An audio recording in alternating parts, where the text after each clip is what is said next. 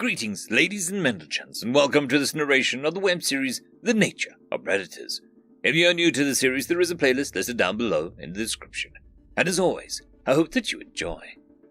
Chapter 69. Memory Transcription Subject, Governor Tavna of the Vendel Republic. Date, Standardized Human Time, October 25th, 2136. This wasn't how I imagined my first visit to Earth. Communicating with the disorganized UN via hail that went unanswered for minutes.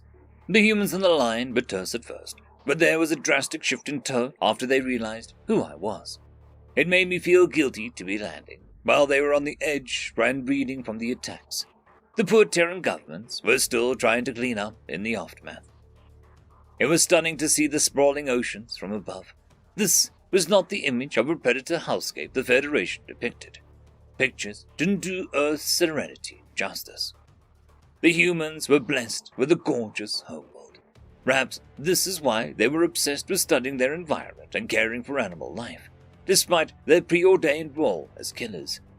When I asked to be pointed to Chief Hunter Isif, we were referenced to a base outside New York City. My heart ached, as I recalled that was one of the UN's headquarters. Our ship was granted immediate clearance by the regional powers, and the American tribe heaped an apologies that they couldn't scramble a proper welcome. It did surprise me that the U.S. radio operator politely said she hoped I wasn't here to stir up trouble. Our predator friends really didn't want to piss off the Arxel. A green and brown pelted human waited outside the ship, with a contingent behind them. Governor Tava, we're honored by your visit. Please, let us know if there's anything you need. The soldier snapped a hand to their forehead, and the others behind mirrored the cue. I didn't understand what the gesture meant, but it seemed respectful. It was difficult to discern every human cue, since their body language varied so drastically from the rest of the galaxy. I wished once again that they had tails to make it easier. Sarah sensed my confusion and leaned by my ear. That's a salute. It's a military gesture of respect. They're welcoming you as one of their own. Thanks, do I do it back? I asked. The American soldier chuckled. Sure, if you want. I raised my paw awkwardly, pressing the pad down against my ear. The humans had a good-natured laugh at my discomfort, and the leader extended a clawless hand in greeting, recognizing that the invitation had the primary human introductory gesture, a show of non-hostility. I placed my paw in their hand. Those fingers tightened in a vice-like grip for a moment before breaking away. Chief Hunter Isif is in the mobile unit. They're with an excessive, decorative weapon displays. We're surprised and slightly concerned by your request, Governor, the spokesperson growled. That said, we're happy to acquiesce any ask by our oldest alien ally. Would you like an escort? I flicked my ears. No, thank you, though. Perhaps you could wait outside, in case I need, help? The soldier nodded and stepped out my way. Sarah trailed behind me with delicate footsteps, taking a while to survey the devastation. The horror was plain on her face, as she saw the raised skyline. This place had once been a teeming mass of Terran civilization. The grand architecture and the homes of millions were obliterated in the bombing, which left the population center in disarray. I had no idea if Isif had been told to expect us, but he hadn't left any greys waiting outside. The door wasn't left ajar as an invitation either. That set me more on edge than I already was, escalating the knot of fear in my stomach. Perhaps the chief hunter wasn't at all interested in the talks with the lesser species, and was lying inside in ambush. What was I thinking? My feet came to a halt by the door, standing stationary. No, I don't want to. Sarah placed a hand on my shoulder. You don't have to do this. We can turn back. I'm sure the American military would be happy to go through the dog and pony show, even in their current state. The what? Help me walk in. You're asking me to carry you. That'll probably be a bad look. Never mind. You're all right. Sucking in a gasping breath, I slammed my paw down on the door handle. The room was pitch black, despite being midday. The Arxel had placed blackout curtains in every window. A single lamp was turned on in the corner, illuminating Isif's silhouette. The predator was massive, with a girth that put the weightiest humans to shame. That was due to his hardy skeleton and abdominal muscles. The rough scales were visible on his spine, since he had dropped to all fours. It was on the floor with a Goji child in its mouth. The beast was snacking on the poor little thing, who was wailing her head off. "Wah! Wah!" she shrieked. My horror turned to confusion as I realized Chief Hunter Issa was spinning around in circles. Upon closer inspection, the oxer had his teeth gripping the child's scruff. He hadn't even drawn blood, despite being able to taste her flesh. There were no signs of drool around his lips, or dilation in the slit pupils either. If I didn't know better, I'd think the prey kid was enjoying this. She was moving her arms up and down like a bird's wings. The hunter stopped moving his paws and set the child down on the floor. The Gojit giggled and bounced on her haunches. "Again, Siffy, faster this time," she cheered. The ox issued a bone-chilling growl that set my fur on end. "My name is not Siffy. Siffy is harder to say than Isif." "But Siffy is a better name. It's super cute." "Cute? Why, you leaf-licking demon, take that back." "No, I don't listen to you." "You came into my cabin, so you will listen to me. Don't make me roar at you, Nunia." "Yes, roar at that then, little. It'll be funny." The ox whipped around, lacking a peripheral vision like humans. Isif had been distracted with Nunia, likely from resisting his urges to wolf her down. He hadn't noticed my entrance. I locked my limbs as his gaze landed on me. The last thing I wanted was to tremble and bray, but tears welled in my eyes nonetheless. That thing looked so hungry, like he's sizing me up. Those jerky purple movements. How did I ever think Noah was scary? This was a mistake. "Tava, Mendel Governor," Isif growled, his voice laced with surprise. "Come in, please, I need help with the brat." Nulia poked her claws against his fangs. "See, Siffy is nice, Tava. He looks like a bad monster, but he's rescued us. He's not going to eat anyone." "Quit sticking your grubby claws in my mouth. How would you like it if someone was doing that to you?" "I don't have snarling teeth. You do. Marshall doesn't care at all." "If Marcel is happy to be poked and prodded, that's his business. It's obvious he doesn't discipline you at all." My eyes widened as I picked up on the word Marcel. Perhaps that was a common male name for humans, since the odds that the tortured predator was here was astronomical. The oxor flared his nostrils and picked Nudie up by the scruff. He stalked past me, returned to the bipedal stance. A human male limped up the stairs with only stubble on his scalp. There was panic in his hazel eyes, along with a nasty pair of scars on his cheek. That was, in fact, the same wounds I'd seen on the half-dead human. His jaw dropped as he saw the oxor toting the Gojit. The Terran lunged forward, snatching Nunia away from his shaking hands. Marcel bared his teeth, eyebrows slanted down. "I've been looking everywhere for you. What were you thinking, wandering into an oxor's lodgings? You're lucky that... I'll tell you later." "Marcel," I squeaked, "it's good to see you up and about." A reddish eyebrow arched in confusion. "Governor Tava? I don't believe we're acquainted, so I presume... Well..." Sarah nodded her agreement. "We both were there when you were wheeled in. It's wonderful to see you made a full recovery." "Haven't got that far yet. Still working on getting my head right. And I'm not ashamed about it. Anyways, Nudie has been naughty and is going to get grounded. Take care, guys." "No, why are you so mean, stupid Marshall?" the Gojit wailed. "I didn't do anything. I hate you." The redhead human snorted, pursing his lips with displeasure. It was nice to see him in good spirits, though I wondered how he wound up as a caretaker for a Gojit. Terran predators seemed more than willing to bond with anything cute or young. I was just relieved to see Marcel's trauma hadn't turned him against aliens. Slanek must have been helpful on that front. "Bah, humans are soft, aren't they? If I talked to my mother like that, she would have cracked my skull." Isif rumbled. "That's sad." I turned around to face him, using all of my strength to meet his gaze. "There's nothing powerful about hurting someone who can't fight back."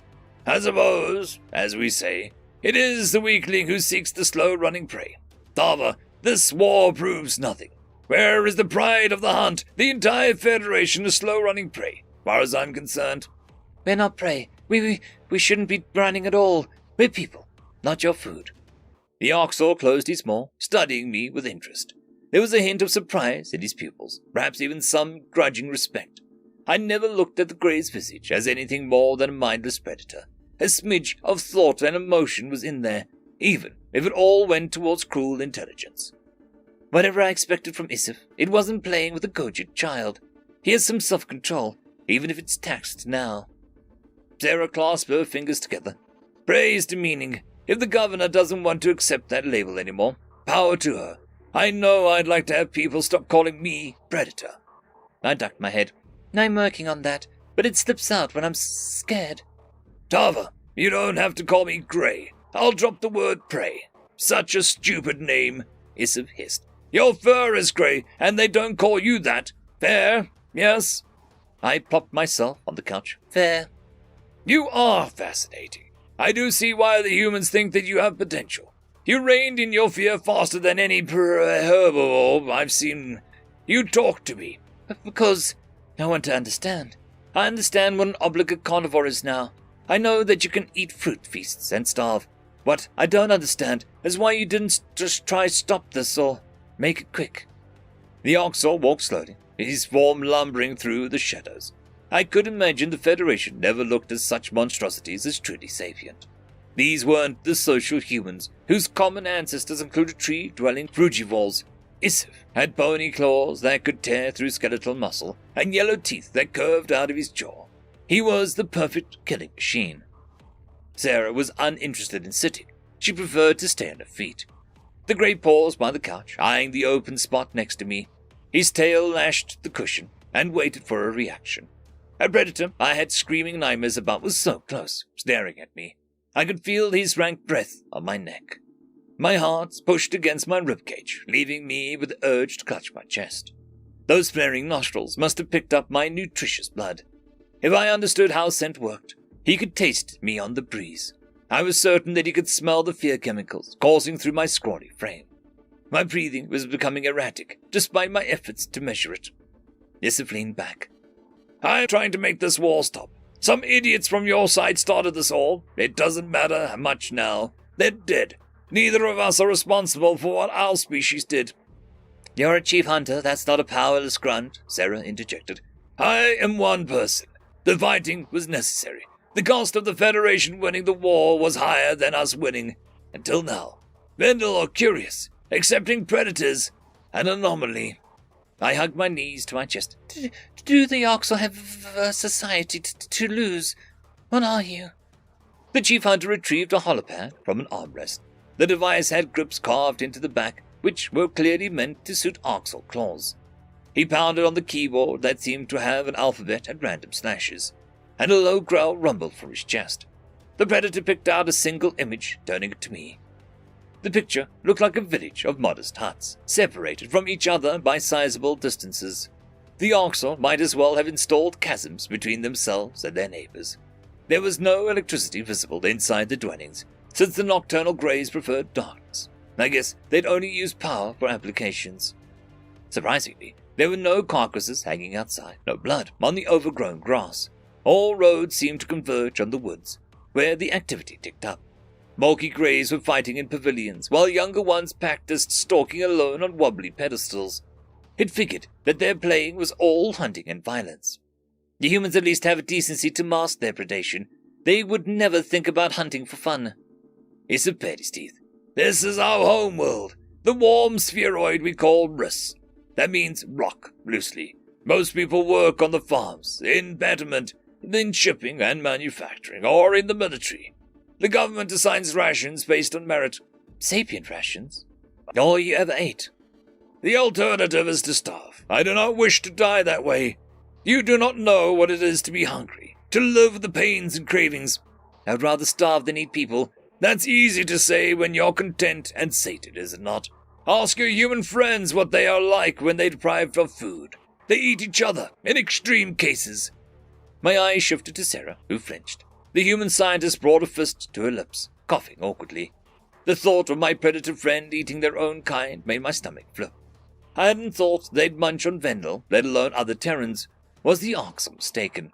Cannibalism is taboo, and very rare, she managed.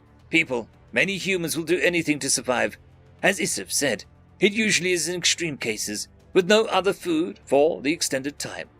That's appalling. That's worse than predatory. Of course it is. But Vendel steal food from each other during your famines. Eating human flesh sickens us, and that is an awful decision to make. Your body can't function without food and water. It's a biological requirement. It was still fresh in my memory how outraged Sarah was when she learned the Vendel cattle. I recalled how widespread fury and disgust took root across Earth when they discovered our plight. Yet now the scientist was downplaying the consumption of sapiens, her own race. Was starvation the only excuse predator races needed to cast aside their morals? Isif curled his lips. Arxor have such cases too, also rare for us. Many people are desperate now, but it is punishable by execution. The disease are too dangerous, so the Dominion, made examples. What diseases? I squeaked. Sarah buried her face in her hands. Prion diseases, transmitted through faulty proteins, always lethal. Beyond the moral issues, that's a good incentive for us to not, eat human flesh. There's a communicable disease that can only spread through predation. It's a wonder the omnivore humans haven't all gone vegetarian. It was tough to reconcile the disconnect between the civilized humans I knew and the worrisome practices I continued to uncover from any that were desperate. This exchange made me feel a lot less certain on Terran's never eating Vendel, a qualifier I had believed with all my heart. These two alien predators, who had more in common than I'd like to admit. I knew Elias Mayer hid a lot from us under his regime, but the extent of the omissions was startling. Isif tilted his head. You could help humanity now, Tava, unless you think they deserve to choose between eating their dead or starving to death alongside their kin. I am helping. I love them still, I said, wiping a frightful tear away. But I've given them everything I can spare. And then some. No, you have not. You know of their lab-grown meat, which the humans conveniently avoided divulging to me. That is the prize catch, don't you see? Grow enough to satisfy our cattle deal because your friends can't afford to give their scraps away.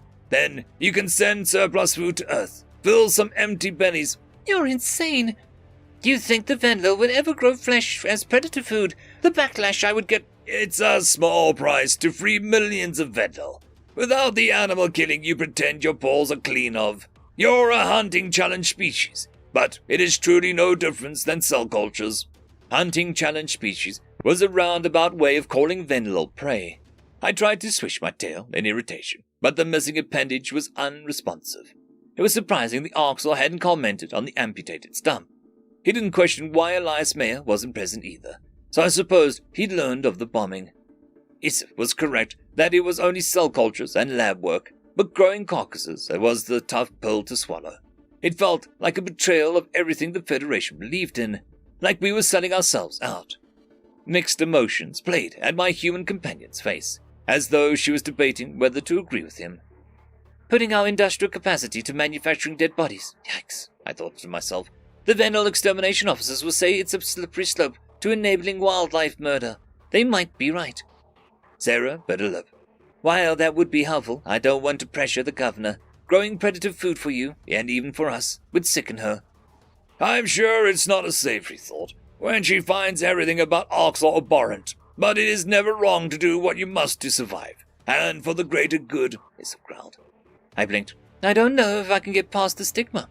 Think of it this way. If you had grown meat for us from the start, how many Federation lives would not have been lost? How many years of pain would have been avoided? I ask myself those questions about the Arxor, and it helps me speak to you. My pride and my culture say I do not need your kind, but the stigma is inconsequential. It is illogical. I know it is illogical. I thought about the feral predator's words, and now my daughter could still be alive. Would I not grow flesh in a heartbeat if it stopped our Arxor from bombing Vendel's schools? I'll try to get it through, rush it even. I won't make any promises, but let's plan for an exchange 5 weeks from today. The chief hunter rose from the couch, attempting to give a polite tail swish. It came across as a rapid lash, but I recognized it as an effort to communicate in our terms. I couldn't believe how insightful that dialogue was, and how polished the grey was. Because of humans, the Vendel took the first step to repairing the rift between predator and prey. It remained to be seen if the cattle plot the United Nations dreamed up ended in disaster. End of chapter. I'd quickly like to thank the T5 channel members and patrons. Casper Arnholtz, Cam Maxwell, Lord Azrakal, Dragzoon W.R.E, Holly's Sister, Ambrose Cattell, and Quantum Wednesday. Thank you very much.